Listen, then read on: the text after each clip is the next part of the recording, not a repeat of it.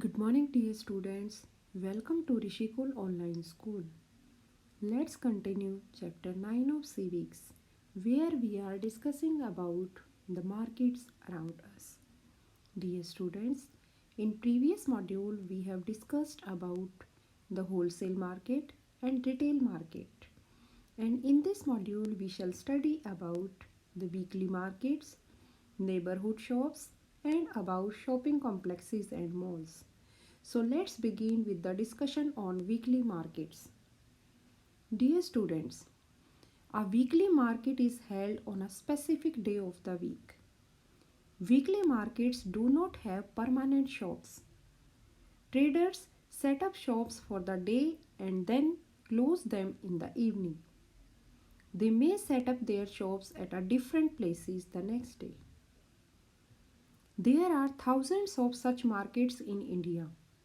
Most things required in day-to-day lives, from vegetables to clothes, utensils, etc., are available in these markets. So people have a choice and variety of goods here. Dear students, in weekly markets, traders set up temporary shops for the day. They do not require much money to set up a shop in a weekly market. They buy goods from the wholesale traders in the town and sell them in 6 different markets in a week. And they move in groups. Dear students, in weekly markets, many things are available at cheaper rates. This is because, like permanent shopkeepers, they do not have to pay rent, electricity bill, fees to the government, etc. They do not need to hire workers also because they are helped by their family members. Especially during festivals, they do good business.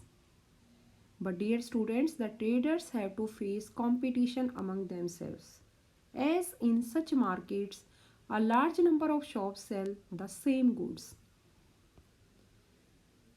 Now shops in neighborhood. Dear students, beside weekly markets, there are many shops that sell goods and services in our neighborhood. They are known as neighborhood markets. Dear students, in neighborhood markets, many shops are permanent shops like dairy shops, grocery and departmental stores, stationery shops, eatables and medicine shops. And some are the temporary or roadside stalls also, like vegetable hawkers, fruit vendors, the mechanic, etc. Dear students, shops in neighborhood are useful in many ways. They are near our home and we can go there on any day of the week. Usually the buyer and seller know each other and these shops also provide goods on credit also. This means that you can pay for the purchases later. Shopping complexes. Dear students, shopping complexes have large interiors with several floors and sponsored by huge companies. They have advanced technology for the comfort of the customers such as air conditioned floors and billing is done on computers here. Malls. Malls are large multi-storied air-conditioned buildings with shops on different floors, are known as malls. This is an enclosed shopping space.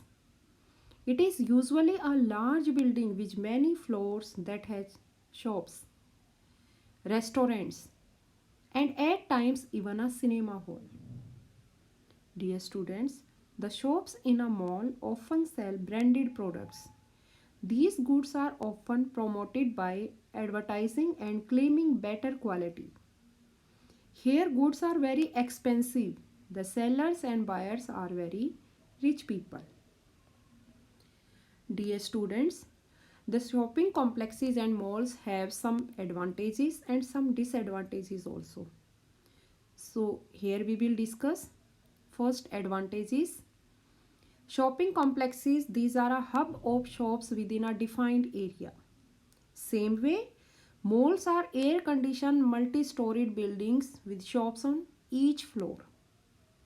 They have branded materials with superior quality. They house a number of big company showrooms selling all kinds of goods and products.